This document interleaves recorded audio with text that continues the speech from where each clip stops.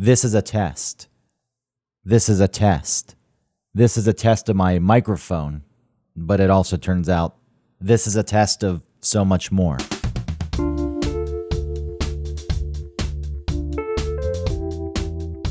Welcome to One Topic, where we stick to one topic. My name is Greg Russ. Autumn Fisher is not with me this week. The reason for that is she and I are currently not on speaking terms. I'm going to try to do a short episode here myself, kind of fill you in on what's to come, the future of the show, give you a little insight as to why this is happening, why she and I currently are not talking to one another.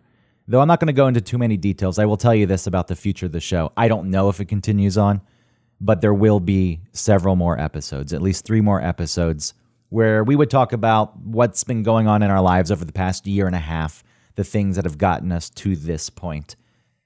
Anyone who listens to the show on any regular basis knows that there have been hints. I'm sure you can fill in some blanks. We've never actually come out and talked about anything for privacy reasons. The timing just didn't feel right. I do think that one of the things that made this show work, at least for me, and one of the things I enjoyed most about it, was the openness, the ability for Autumn and for me to share our thoughts without the fear of being judged by one another. Our dynamic was filled with understanding, love, care. We were able to be ourselves. We actually sat and listened to one another. And honestly, some of that has fallen away over the past several months. And I think it shows in the recordings. Maybe it's not obvious, but when a relationship is strained and there's a bit of emotional closure where we're not as open with one another, even talking about mundane topics, it doesn't have the same feel to it. So if the show does ultimately end, I think rounding it out in the way that we are planning on rounding it out would be respectful to what we originally built by starting this podcast together. And I do think it was a disservice for us to not get to the topics that are to come sooner. And if we do decide to continue the show after 3 more episodes, then I think it reopens us and we can kind of get back to the show that we wanted to do, the show that we started doing, the show that we got away from.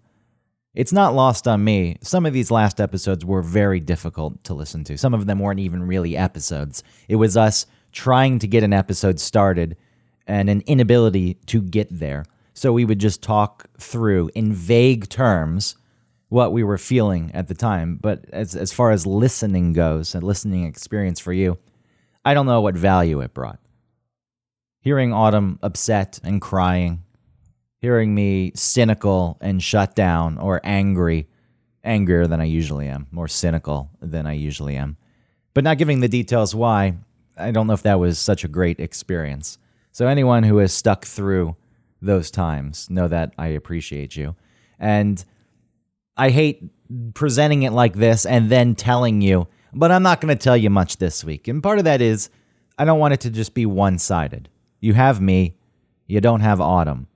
I can try to be fair, but it's not completely fair, even if I present things in a manner that I feel as though is objective, which is also impossible because it is completely subjective, to not have her here and able to give her input.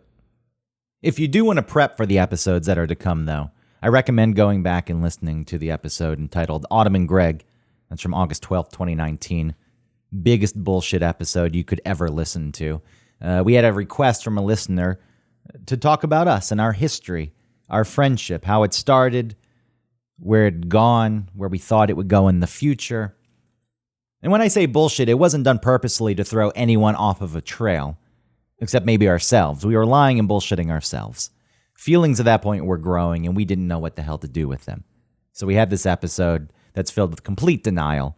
And I think listening to that, I can't bring myself to listen to it. I would think, shut up. And this is what I would tell myself, just shut the hell up. But it does set things up.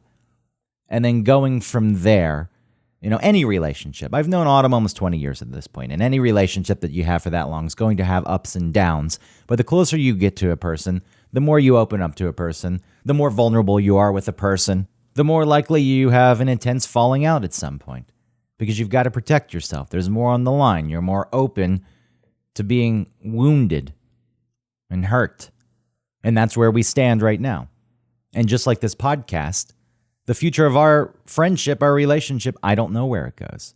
It seems strange to even be thinking about throwing 20 years out the window for a year and a half of a different dynamic within that relationship. And it can just maybe be a part of the relationship that we had. Does it have to be a separate, the past year and a half? Does it have to be a separate part of the relationship, or can it exist as one body of work? There are parallels here that I'm not purposely trying to draw to the podcast, but I think they occur naturally. And the reason I would like to bring this into the podcast is because I do think the two flow similarly. And I don't dare call the podcast art straight up art, but if there's anything that resembles art, it's that we can present feelings as they are, real feelings that everyone should experience in relationships. Everyone's got points in time in their interpersonal relationships where things need to get real, but quite often people aren't comfortable with the feelings that come along when things get hard, when they get difficult. People live their whole lives sometimes just trying to keep other people happy, avoiding the feelings that come along with conflict. I think putting this on display in its raw form serves a purpose. Hopefully it could help even just one person listening say, you know what? This is real. This is what I would want in my relationship. It's better than having a highly curated relationship where things are always fine. You know, I don't want people to be angry at me, for example. But the truth is, if someone's angry at me, at least I feel as though it's real. This is a real relationship. You're putting it out there. You're telling me you think I'm a piece of shit. And while that doesn't make me feel good, that's so much better than you lying and saying, no, things are okay, and repressing those feelings and letting resentment grow. And that's just the avoidance side of it. There are some people who are a little more aggressive. They don't sit back. I feel as though they try to control another person. That way they can control what their experience is. They don't want to feel bad. They try to force the other person to behave a certain way to keep them from getting to a place where something could rock the boat and upset things. And that in itself is ridiculous. People can make any decisions they want. And the person who is on the other side of that, who is with the person, friendship, romantic relationship, the person who is with the person making the decision, you just have to go along with that. If it doesn't work for you, that's fair. But you can't tell a person not to make that decision. And I think there are decisions that another person can make that fall into several categories. Decisions that are just straight up malicious. Some people do not give a shit about the other person they claim to care about, and they make decisions, their actions just say, fuck you. And at that point, I would hope the person involved would say, all right, I'm out of here. But seemingly, that's a very difficult thing for a lot of people to do. And then you've got decisions that on paper aren't wrong, but they still hurt the other person. And then the person justifies it by saying, well, this isn't wrong. This is okay. On paper, in a vacuum, that decision is okay. It's like the person, usually a dude, at the beginning of a relationship, they've been dating someone for several months. They're getting close to this other person. And then they go have sex with a few other people and they're found out. And then it really hurts the other person's feelings. And then the guy says, but we weren't together. Okay, yeah, sure. On paper, you weren't together. So you technically didn't do anything wrong. But you did know that by doing that, you would hurt this person, and it didn't stop you from doing it. So how much do you really care at that point? I mean, that's a fucking technicality I cannot stand. Because it also puts the other person in a spot where they're told they're wrong. Because really, getting angry at a person who didn't break any rules does mean that they're wrong, but they're not wrong for feeling hurt. So the other person who uses this it's gross to me. And then you've got decisions that sometimes are made out of the interest of someone else's well-being. You sacrifice a bit. Some people sacrifice too much. Some people are constantly trying to please another person at the expense of the things that they need and the things that they want. And that's not going to be good in any right. But I think in relationships where you care about another person, sometimes you make decisions where you sacrifice something that you want because you know it will help the other person. It'll make them feel good. It means something to them. And then hopefully, because you're doing this out of the goodness of your heart, authentically, it makes you feel good because this is a person you love and care about. And you say, okay, I'm glad I could do that for you, even if it didn't give me exactly what I wanted in the short term. So good luck navigating all that shit. Nobody teaches you how to do it. You just got to kind of figure it out on your own and balance things. You do have to look out for yourself. People are allowed to make the decisions that they want to make. It's not your place to tell anyone how to live their life. It is your place to say, okay, I allow you to make that decision. I respect that decision, but I don't like that. It makes me feel bad, so I'm going to go away. But when do you say I'm going to go away? What's the limit? You have to know yourself. And this is kind of where we are right now, Autumn and me. I don't know the way this plays out. I promise you we will get into more details onto what the hell the decisions that have been made are and why they're having this kind of effect.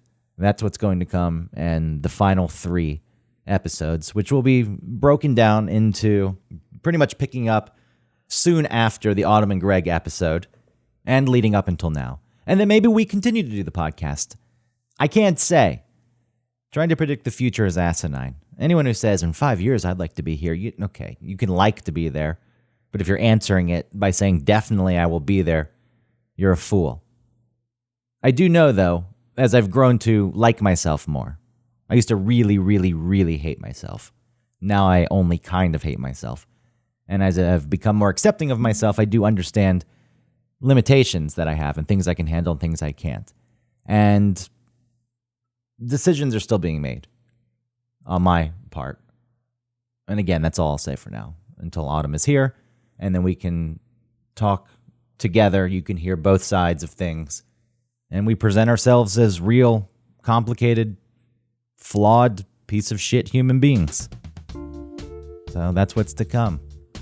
Thanks for listening to this short episode of One Topic. I don't know how to do the end of the show. But then again, Autumn doesn't quite know how to do the end of the show either. That was always something that was endearing. Hey, go to Hoff and Pepper.